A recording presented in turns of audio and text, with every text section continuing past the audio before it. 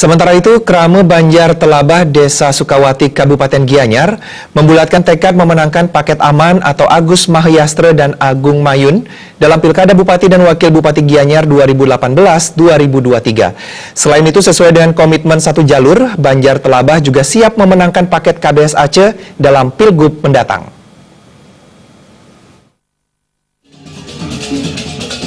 Pasangan calon Bupati dan Wakil Bupati Gianyar yang diusung PD Perjuangan Agus Mahyastre dan Agung Mayun disambut meriah warga Banjar Telabah Desa Sukawati. Klien adat Banjar Telabah, Wayan Sumada mengatakan, kebulatan tekad untuk mendukung paket aman adalah untuk melanjutkan pembangunan khususnya di Banjar Telabah Sukawati. Menurutnya, demokrasi dalam bidang politik tetap berjalan demi tegaknya keadilan dalam berdemokrasi di masyarakat Sukawati. Untuk itu, segenap warga Banjar Telabah Desa Sukawati telah membulatkan tekad untuk memenangkan paket aman, yaitu Agus Mahyastre dan Agung Mayun untuk maju menuju kursi Bupati dan Wakil Bupati Gianyar periode 2018-2023 mendatang. Tidak lupa juga, sesuai dengan komitmen satu jalur, warga Banjar Telabah Desa Sukawati juga telah bertekad memenangkan paket KBS Aceh sebagai calon gubernur dan wakil gubernur Bali mendatang.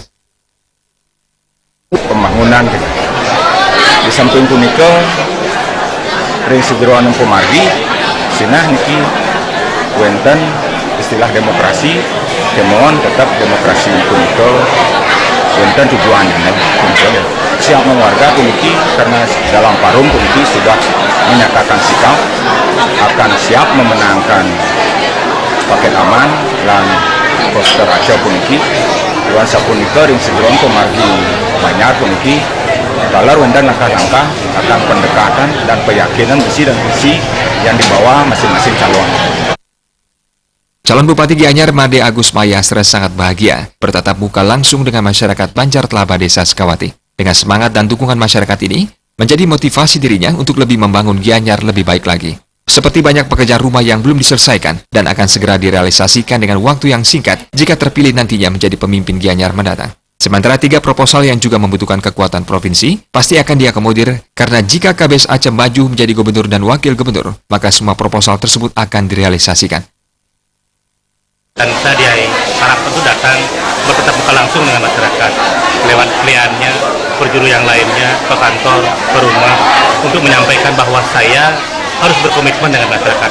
Itulah imbas daripada pemilihan langsung, di mana pemimpin ke depan harus sudah punya PR, punya komitmen-komitmen kepada rakyat. Sehingga kita saatnya nanti kita telah duduk di sana sebagai bupati, kita bisa merealisasikan komitmen itu kepada masyarakat. Dan tadi telah banyak disampaikan hal-hal dan dalam 5 tahun kami yakini kami tuntas bisa menyelesaikan itu. Dan untuk 2019 tadi pun kami secara seremonial sudah diberikan 3 proposal yang tentunya karena ini satu jalur untuk pemenangan yang poster dan aman kami bawa ke provinsi. Dalam kesempatan tersebut turut hadir DPRD Provinsi, Kadek Diana, dan DPRD Kabupaten Gianyar, Putu Febri, serta perangkat desa setempat.